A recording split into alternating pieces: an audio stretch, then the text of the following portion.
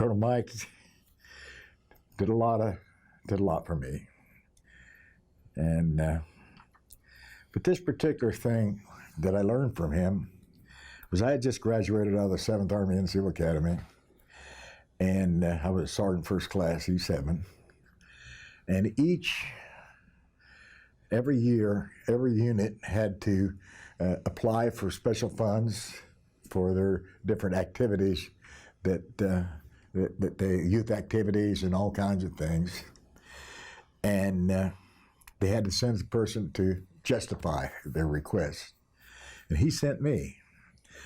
And at that meeting, the lowest ranking person besides me was a lieutenant colonel. And so I justified the request and came back with every single penny that we requested for our. And so that taught me something. It made me realize something, and that was that. And I followed that.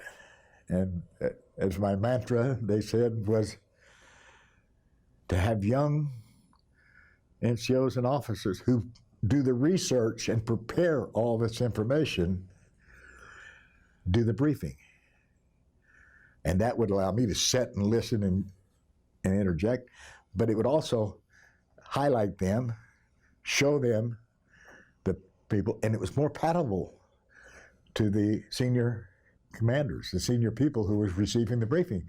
Because many times when the battalion commander gets up and briefs, it kind of looks like maybe he's trying to make himself look pretty good.